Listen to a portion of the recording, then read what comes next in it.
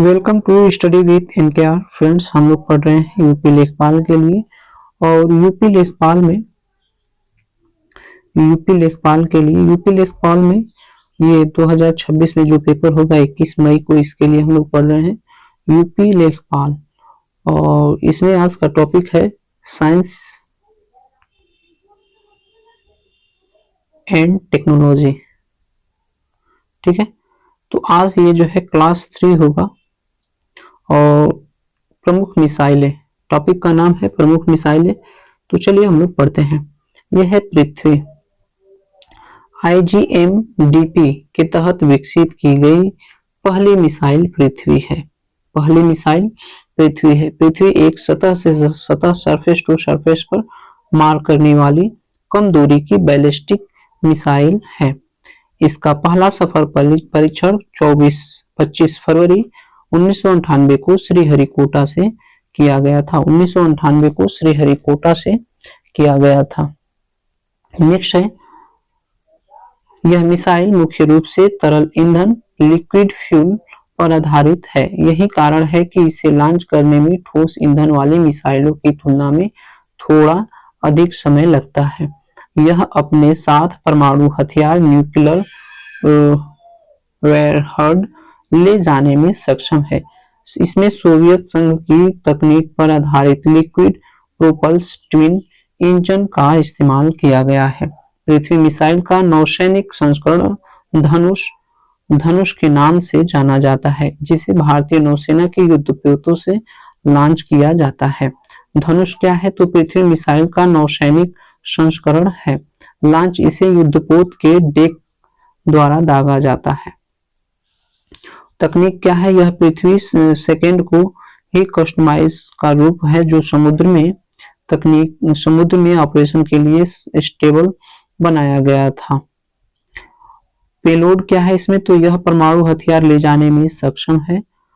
Pradyumna interceptor missile है। प्रद्युम्न क्या है? इंटरसेप्टर मिसाइल है। यह हमला करने वाली मिसाइल नहीं है, बल्कि बचाव करने वाली मिसाइल है। इसका आधार क्या है? तो इसे पृथ्वी मिसाइल के ढांचे पर ही विकसित किया गया है। तकनीकी क्या है? तो पैड, पृथ्वी एयर डिफेंस भी कहा जाता है। अग्नि, नेक्स्ट है अग्नि मिसाइल। अग्नि मिसाइल के बारे में देखेंगे तो अग्नि मिसाइल सतह से सतह, सरफेस टू सरफेस पर मार करने वाली बैलिस्टिक मिसाइल है। शुरुआत में इसे प्रौद्योगिकी प्रदर्शक, टेक्नोलॉजी डेमोन्स्ट्रेटर के रूप में विकसित किया गया था। अग्नि श्रेणी की मिसाइलें परमाणु हथियार न्यूक्लियर वारहेड्स ले जाने में सक्षम है। अग्नि श्रृंखला की मिसाइलें भारत की परमाणु प्रतिरोधक क्षमता की लीड है। भारत द्वारा 20 अगस्त 2025 को मध्यम दूरी की बैलिस्टिक मिसाइल अग्नि 5 का ओडिशा के चांदीपुर स्थित एकीकृत परीक्षण रेंज से सफलतापूर्वक परीक्षण किया गया।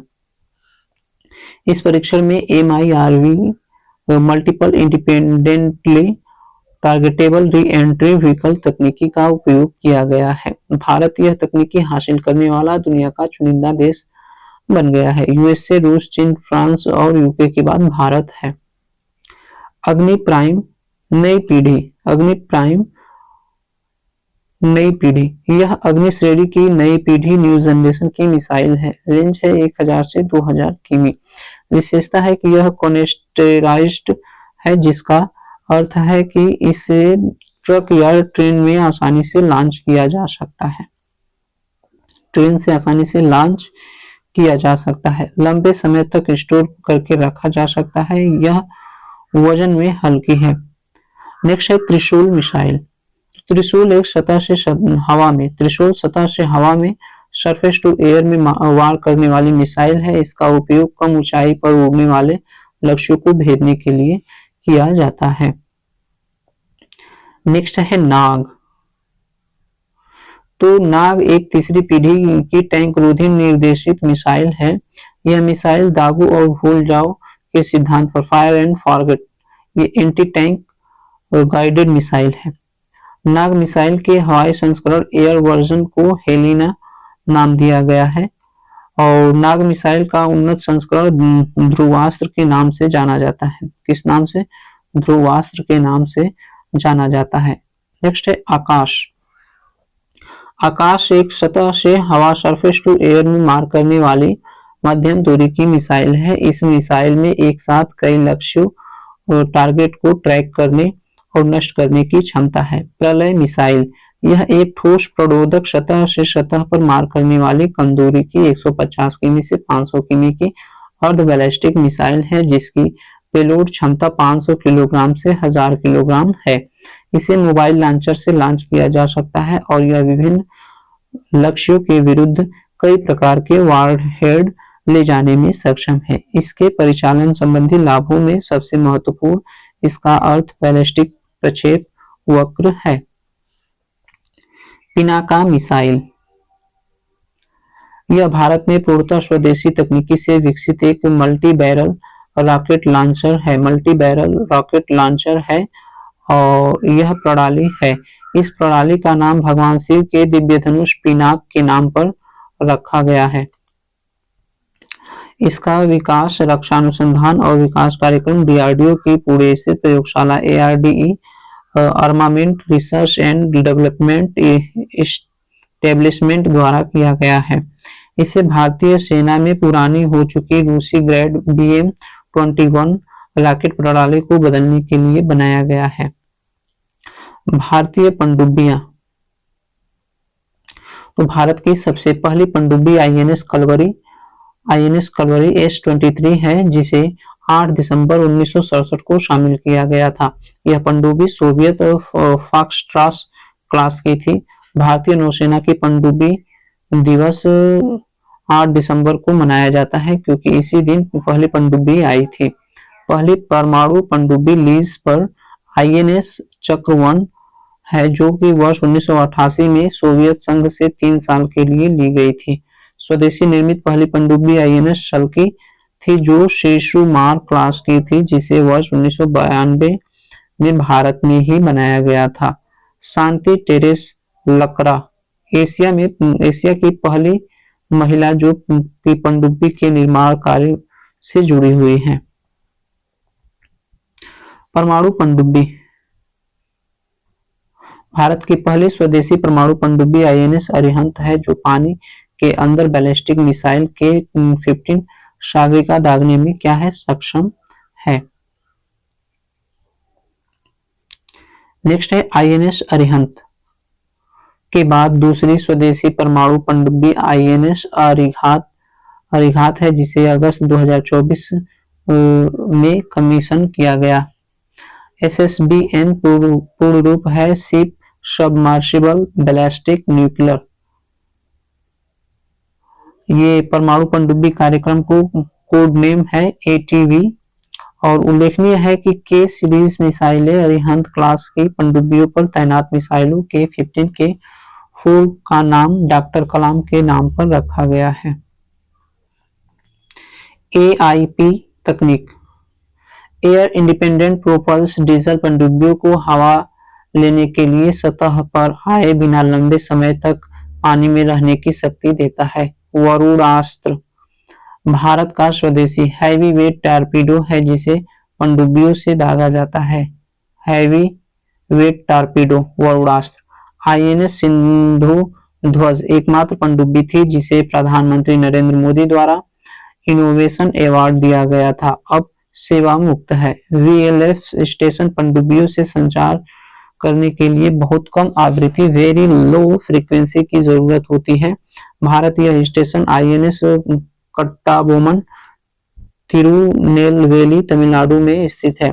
किसी भी देश की नौसेना के ब्लू वाटर नेवी बनने का मुख्य आधार उसकी परमाणु पनडुब्बियां न्यूक्लियर सबमरीन्स होती है जो लंबे समय तक गहरे समुद्र में रहने में सक्षम है। जर्मन सहयोग HDR से निर्मित शिशुमार क्लास की पनडुब्बियों को उनके आक्रामक क्षमता के कारण हंटर किलर श्रेणी के रूप में जाना जाता है। भारतीय नौसेना की सबसे पुरानी सक्रिय पनडुब्बी श्रेणी सिंधु घोष क्लास है जो रूस तत्काल सोवियत संघ के सहयोग से निर्मित किलो क्लास पनडुब्बियां हैं। नेक्स्ट है 75 प्रोजेक्ट 75।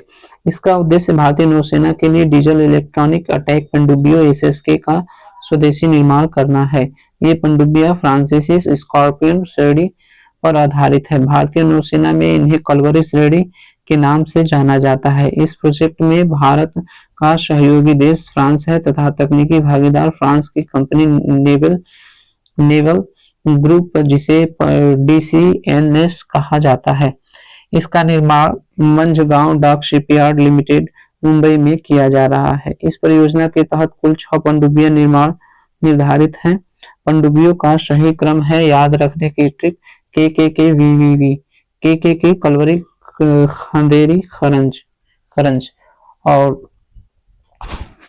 वीवीवी वेला वागीर वागीस।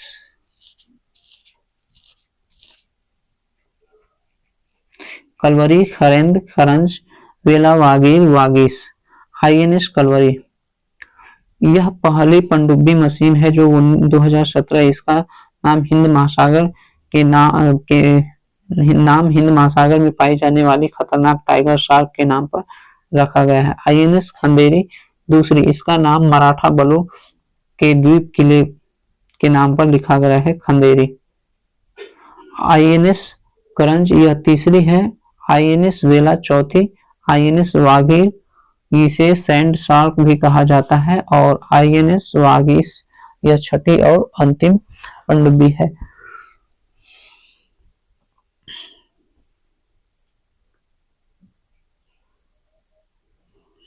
नेक्स्ट है ये पनडुब्बियां SM-39 एक्सो से एंटीशिप मिसाइल और भारी वजन वाले टॉर्पीडो से लैस है। वर्तमान में ये डीजल इलेक्ट्रॉनिक है लेकिन भविष्य में इसे डीआरडीओ द्वारा विकसित एयर इंडिपेंडेंट प्रोपल्स एआईपी सिस्टम लगाए जाने की योजना है जिसमें इसका पानी के नीचे रहने की क्षमता बढ़ेगी।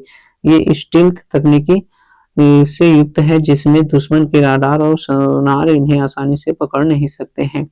P-75 प्रोजेक्ट 75 का अगला चरण है जिसके तहत विदेशी सहयोग से भारत में 6 और आधुनिक पनडुब्बियां एआईपी युक्त का निर्माण किया जाएगा। जैव प्रौद्योगिकी बायोटेक्नोलॉजी